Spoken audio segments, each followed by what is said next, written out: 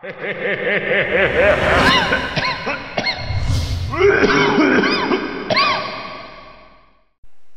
is up, guys? This is NoFumar coming at you with another PC build. This is one that I would personally use for me. This is like my sub $900 gaming PC that I wanted to build. It does have a little bit interesting parts, so I wanted to go over them real quick and just basically describe them, show a couple pictures, and get through this hopefully as quickly and as painlessly as possible.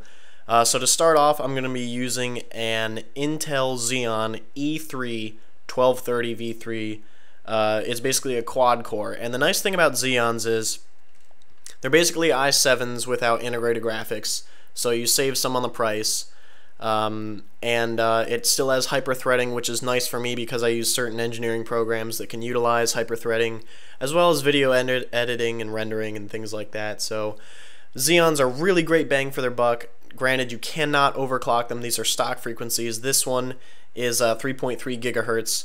But it can be turbo boosted up to 3.7. So 3.7 gigahertz for the price that I'm getting at right now, which I believe I have is, yeah, it's right now it's $250. This will probably go up and down a little bit when new processors come out and things become a little less expensive, or the newer ones phase it out a little bit. But anyway, it's got some really great features. It doesn't use a whole lot of power, so the stock cooler that comes with it is going to do really nice job. And I just really like it. It's got really great features, and I'm all for Xeons if you want to use it in some type of budgeting build, and you're not really too keen on overclocking or something. So really great bang for your buck. Now the motherboard that I have to use with this, because this is an, I believe, yeah, this is an 1150 socket type. This is a Haswell chipset, so you need to make sure you have the most current BIOS and all this other stuff on your motherboard. But anyway, so Haswell 1150 socket type, and I'm going to be using an ASRock B85M Pro 4 MicroATX motherboard. This is a really nice motherboard, got great features for me. Some things to note: it can take up to 32 gigs of RAM, 1600 megahertz RAM, and it's small form factor with the MicroATX. I wanted a small computer because I didn't want it to take up a lot of room. I'm not a big fan of windows on the side, or really awesome lots of bays inside. I'm not going to be using it, just to be honest. So this does not have RAID support, however, so if you're looking for RAID support, I'd look somewhere else, a different motherboard. And it does not have SLI support, but it's got all the SATA ports I need, gigabit Ethernet, onboard USB 3.0 headers. It's really got, again, the needs that I need, so this may be different for you. However, I just feel like it does a really great job of giving the performance that I need, and it's relatively inexpensive at only $70. You definitely don't want to cheap out on your motherboard, so I definitely made sure I got above a 4-star rating, and it's from a reputable manufacturer. So ASRock is pretty good. B85M Pro 4, it's going to do me a great job. The next thing that I wanted to talk about is the graphics card. Now, I went back and forth between the GTX 770 and the 760. The reason that I wanted to use a GTX or NVIDIA card is because of the utilization of Shadowplay.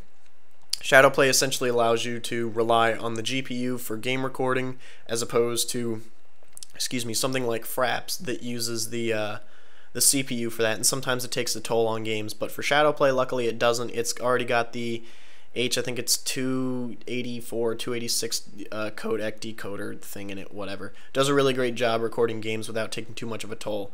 I do want the EVGA Superclocked version, just because EVGA is a great company, as well as it has a nice core clock. It's overclocked, I think, it's stock overclocked to 1.07 gigahertz, and it can be configured in SLI, but I'm not going to use it in SLI. And a little more specs here that I'm going to take a look at. It does have 2 gigs of onboard memory, GDDR5. It's a 256-bit card with 1152 CUDA cores. And if you didn't understand any of that, basically it's going to run all your modern games at either high or ultra settings with probably relatively low to no mods at pretty much 60 frames a second. Anything higher, whoop-de-doo. I'm not a very big first-person shooter or mod open world game person anyway, so I think this is going to do great for me, as well as provide the CUDA I need for taking advantage of GPU accelerated programs like Sony Vegas, although I don't think the 700 series was Sony Vegas, but that's a discussion for another time. But anyway, so I cut myself. I gotta be careful. video making is really risky business. But anyway, so I don't remember what I was talking about. Oh, pros of this card. So it's a really nice card, really gets the job done for me. It's also not too expensive. It's only 230 bucks. So I really feel, for the purposes of me not being a really serious gamer but still wanting some great features and some future-proof ability, I think this card really, you know, does a really good job of that. And only 230 bucks, so really can't go wrong there. I think it's a great card. The next things I'm just going to whiz through pretty quickly because they're pretty much standard. I'm going to be getting 1 terabyte Western Digital Caviar Blue. It's just 7,200 RPM, $50, or actually I think it's like $55 or something. Right around 60 bucks or 55 bucks pay for a terabyte of storage. Really not that bad. I'm just going to be using it mainly for like storing videos, storing gameplay footage, and storing things like music. Now the real thing that I wanted to make sure I included in this build was a solid state drive. And so I'm going to be getting a Samsung Evo 120 gigabyte hard drive. Now I understand that the MX100 by Crucial has just recently come out, so I'm also going to put that in the build or swap it around or something. Basically, they're both really great budget solid state drives. And with the 6 gigabit a second port, we're going to be able to get really great read speeds and really great write speeds out of it. So I highly recommend either getting the 840 Evo or the Crucial MX100, either 120 gigabyte or 250 gigabyte storage hard drive, or solid state drive rather. I'm going to be storing things like the OS, a couple programs that I want to run quickly, like maybe Sony Vegas Pro, or maybe 1 or 2 games that have open world environments. That way the environments load a lot quicker than your standard spinning hard drive. So I really wanted to make sure I could incorporate that and take advantage of that.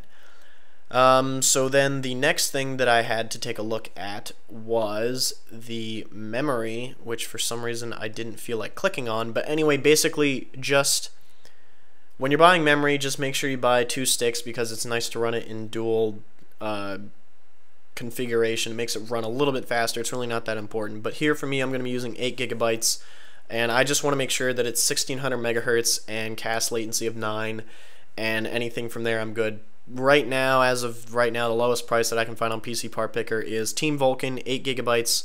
It's 2 4 gigabyte sticks, so that's pretty much what I'm going to be using, and that's going to run me $69. But anyway, I forgot to mention the price of the solid state drive, which I always forget to do, and I'm really mad that I forgot it. It's right around 80 bucks. I think you can get the MX100 for a little bit cheaper.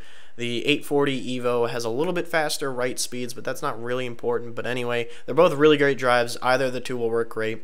We talked about memory, and what I want to talk about now is the case. I want to use a Cougar Spike case, and I really like this case because number one, it looks pretty cool.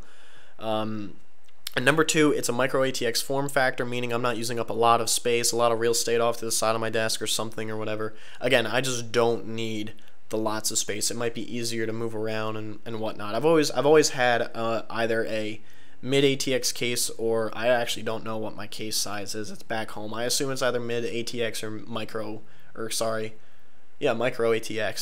The other one's mini ITX. They got so confusing with this crap.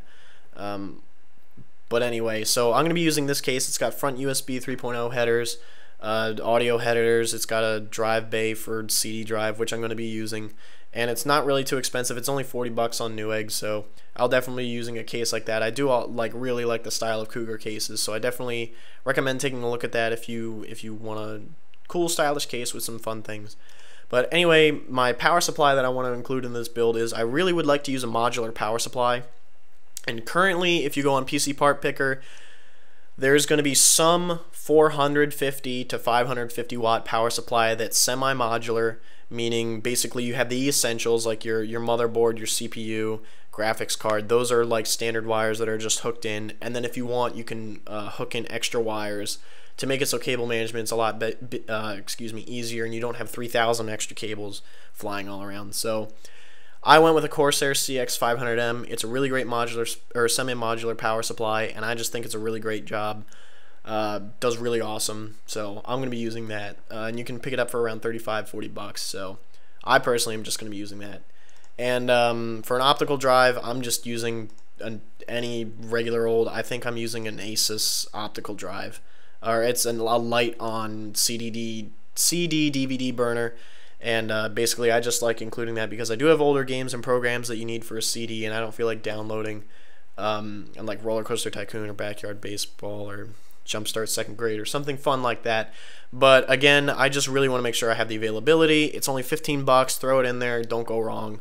It might be more annoying to put in later. But anyway, so this is my whole build. So I've got the Xeon processor, ASRock B85M Pro 4, Western Digital Caviar Blue, and the Samsung 840 EVO, 8 gigs of RAM and dual channel setup, GTX 760, Cougar Spike MicroATX tower case, the Corsair CX 500 watt power supply, semi-modular, and a DVD burner, and that comes out currently to 850 bucks.